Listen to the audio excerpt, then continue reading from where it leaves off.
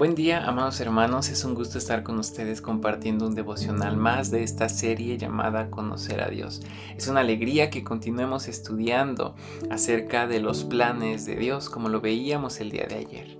Ahora, mi hermano, el día de hoy seguiremos hablando de los planes de Dios, hablaremos un poco de la trascendencia y de la inmanencia de nuestro Dios.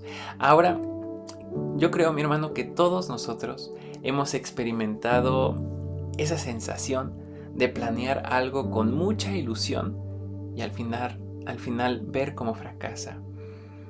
En más de alguna ocasión habremos de haber pasado alguna experiencia así. Pero sabe, con Dios es totalmente diferente, porque Dios tiene la capacidad absoluta de llevar a cabo todo lo que se propone. Ahora, mi hermano, aquí surge, a pesar de esto, aquí surge una pregunta que a muchos les ha quitado el sueño durante toda la historia, ¿no? Si Dios tiene un plan perfecto, ¿realmente importan nuestras decisiones? Si usted recuerda, el día de ayer hablábamos acerca de los planes de Dios y meditábamos en Jonás y en Jeremías, como Dios parece que la decisión del cambio que hay en los ninivitas y en el pueblo, en Jeremías, cambia lo que pasaría, ¿no? Esta destrucción que habría. Pero a muchos tal vez piensan, bueno, si Dios realmente ya ha planeado todo, ¿realmente importa mis decisiones? ¿Sabe? Este devoción o este tema lo vamos a ver en varias partes, por lo menos dos. Y en esta primera parte, el día de hoy, mi hermano, vamos a ver dos errores que debemos evitar para no tener una visión distorsionada de nuestro Padre Celestial. Ahora, mi hermano, aquí hay dos posturas, por así decirlo, que debemos conocer mucho en cuanto a los planes de nuestro Dios. La primera es la teología fatalista. Esta teología fatalista, mi hermano, es un error porque es un extremo, y esta postura explica que todo lo que sucede exclusivamente desde la grandeza de Dios, desde la trascendencia de Dios, desde el hecho de que Dios está por encima de todo. Ahora, lo vimos el día de ayer, Dios ya ha creado planes, Él ya conoce toda la historia de la humanidad. Hasta ahí está aparentemente bien, pero aquí hay un peligro constante, porque esta postura solamente considera la trascendencia de Dios y no considera la inmanencia de Dios. Ahora, el peligro aquí, mi hermano, es que si todo ya es un guión rígidamente estricto, y escrito, donde nuestro Dios ya ha definido toda la historia de la humanidad, y nada puede cambiar, entonces podríamos pensar, mis oraciones, mi obediencia y mi pecado no tendrían un impacto real en esta historia. Pero mi hermano, la Biblia nos muestra que no es así. La Biblia nos enseña y nos muestra a un Dios que interactúa de verdad con nosotros y que incluso, como lo vemos en el Génesis, se arrepiente de algunas cosas, ¿no? Y más lo podemos ver también en la Biblia, que se arrepiente del castigo cuando nos volvemos a Él. Lo veíamos el día de ayer en el pasaje de Jonás y en Jeremías, como Dios detiene el castigo porque los pueblos se volvieron a Él. Es una postura que el peligro radica en eso, en que descarta por completo el hecho de que Dios interactúa con nosotros. Y el segundo extremo, que es un error totalmente, mi hermano, es la postura del espectador o el teísmo abierto. Este es otro extremo, como le mencionaba, y esta postura básicamente se enfoca tanto en la cercanía o en la inmanencia de Dios que termina limitando a Dios.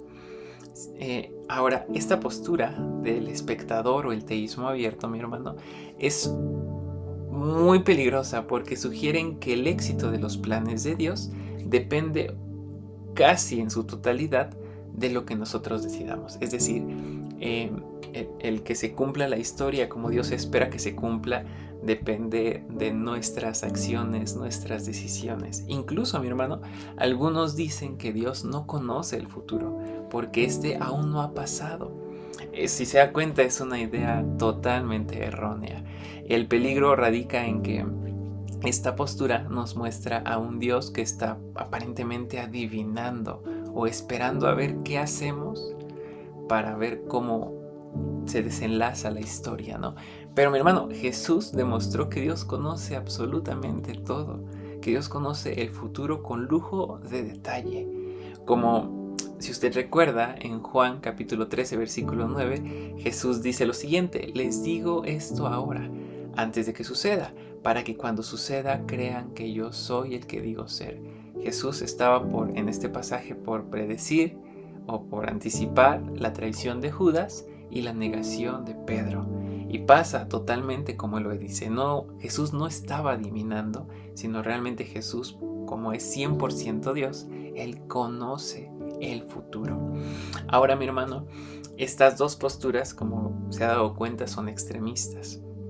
Una considera 100% la trascendencia de Dios, el que Dios está por encima de todo, ya ha planeado todo y no nos considera en nada a nosotros, sino que simplemente estamos ahí como robots y sin considerar la inmanencia de Dios. Y la otra radica solamente en considerar la inmanencia de Dios, que Dios se relaciona tanto con nosotros y nos considera tanto a nosotros que parece que se limita. Entonces ambas están mal, pero a la luz de las Escrituras, mi hermano, podemos encontrar una postura mucho más equilibrada que nos da descanso a nosotros. Y vaya, para esto, mi hermano, podemos hablar de esta postura equilibrista o de esta postura que nos puede dar descanso, que es más central. La mayoría de los cristianos, mi hermano, sostenemos esta postura que le voy a contar, la postura centrista. ¿Qué significa esto, mi hermano? Bueno, que nosotros afirmamos dos verdades que parecen chocar, pero que en Dios son armonía pura. ¿Qué afirmamos nosotros como cristianos, mi hermano? Bueno, como lo hemos visto en los devocionales anteriores, nosotros afirmamos que Dios tiene un plan universal y eterno que nadie puede frustrar, porque es un Dios que está sobre todas las cosas. Creemos eso y lo veíamos el día de ayer. Pero también nosotros conocemos y creemos que Dios toma decisiones históricas reales basadas en nuestra relación con Él día a día. Dios crea, por así decirlo, o diseña eventos que pueden ser alterados, si quiere poner esa palabra. Depende de nuestra respuesta. Y piensen en todos estos eventos que han marcado la historia de la humanidad. O más sencillo, pensemos en nuestra propia vida. A veces nosotros, por las decisiones que llegamos a tomar, pues evidentemente parece que nos desviamos más de lo que Dios quería trabajar con nosotros, pero al final Dios va utilizando todo eso para cumplir su propósito en nosotros. Piensen en la historia de Abraham y Sara.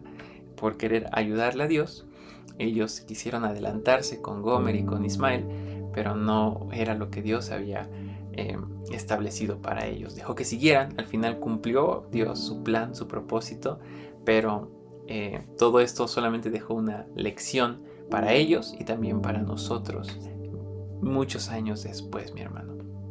Ahora, estas dos posturas de que Dios tiene un plan universal y eterno, pero también que Dios toma decisiones históricas basadas también en nuestra relación con Él, como le mencioné a Abraham y Sara, también como le mencioné el día de ayer al pueblo de Israel en Jeremías y también los ninivitas en Jonás.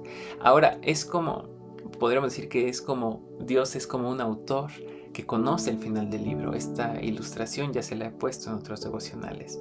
Dios conoce el final del libro, pero que escribe tal vez de alguna forma. Hay algunos libros, películas y series que llevan este mismo concepto, ¿no? Dios escribe y conoce el final del libro, pero escribe algunos capítulos permitiendo que los lectores o los personajes tomemos decisiones que tienen consecuencias verdaderas dentro de la historia. Al final, el final va a ser el mismo, pero las decisiones que tome el personaje o que tomemos nosotros van a alargar o a postergar más el final o a acercar más el final, pero el final sigue siendo el mismo. Ahora, mi hermano, en la iglesia a veces nosotros peleamos por el orden de los decretos y demás, de cómo hay dos conceptos muy complicados que si tiene usted pregunta o le surgen dudas, puede usted con toda confianza escribir en los comentarios las preguntas, dudas que pueda llegar a tener o buscarme personalmente para que podamos abordar estas dudas y resolver las dudas que podamos llegar a tener. Existen dos términos un poco complejos, mi hermano, que es el supralapsarianismo y el infralapsarianismo. Estos dos conceptos, que parecen un poquito un trabalenguas, nos hablan de si Dios planeó porque sabía el futuro o sabe el futuro porque planeó. Parece una paradoja, mi hermano. Dios planeó porque sabía y conoce todo el futuro, o Dios conoce el futuro porque planeó todo. Ahora, aquí mi hermano le comento esto por si usted quiere investigar más sobre el tema o platicar un día con un servidor sobre estos temas, será de gran bendición también. Y no voy a ahondar mucho en este tema por el tiempo, pero bueno, aquí mi hermano vamos a intentar no poner, sí podemos poner un orden lógico, pero vaya, en nuestra mente, pero no podemos poner un orden lógico a la mente de Dios porque Dios es trascendente, ¿no? Él vive fuera de todo lo de nuestro alcance, no podemos comprenderlo como le he mencionado, así que no podríamos llegar a resolver esta pregunta de si Dios conoce el futuro porque planeó o planeó porque conoce el futuro. Lo que sí sabemos, mi hermano, y con certeza, es que Dios todo lo conoce por adelantado y Dios lo ha predestinado todo. Juan Calvino, un gran personaje para el protestantismo, él decía que no podemos separar el conocimiento de Dios, el que Dios conoce todo, de sus planes. Ahora, todo esto parece ser un poco complejo, muchos temas, pero justamente se lo cuento o le comento este tipo de temas para que no caigamos en los diversos errores a los que somos propensos a caer por falta de conocerlos. Pero, ¿cómo aplicaríamos esto, mi hermano? Bueno, yo creo que nos debe de dar paz, como el día de ayer, y responsabilidad, como también el día de ayer. Ahora, paz, ¿por qué, mi hermano? Porque podemos descansar en la soberanía de Dios. Cuando el mundo parezca un caos, descansemos en él. Pablo, en su carta a los Efesios, capítulo 1, versículo 11, dice lo siguiente: conforme al propósito del que hace todas las cosas según el designio de su voluntad. Nada, mi hermano, absolutamente nada de lo que nos pase se le ha escapado de las manos a Dios. A veces coloquialmente decimos, ponemos en las manos de Dios, dejamos en tus manos, déjalo en las manos de Dios, pero realmente todo ha estado en las manos de Dios porque en sus planes ya hemos estado nosotros, ¿no? Ahora, Dios puede parecer que no está saliendo las cosas como esperamos, como planeábamos, pero Él está ahí, nada se le ha escapado, no se le ha salido a la situación de las manos a nuestro Dios, sino que Dios sabe y conoce el final de esta situación. Y como dice Santiago, solamente está formando nuestro carácter. Confiemos en que Él está obrando y descansemos en su soberanía. ¿Y responsabilidad en qué, mi hermano? Bueno, responsabilidad en nuestra libertad. El que Dios tenga el control no nos vuelve irresponsables, no. Nuestras oraciones importan, nuestras decisiones cuentan. Dios determina el rumbo de la historia en gran medida de cómo respondamos a su palabra.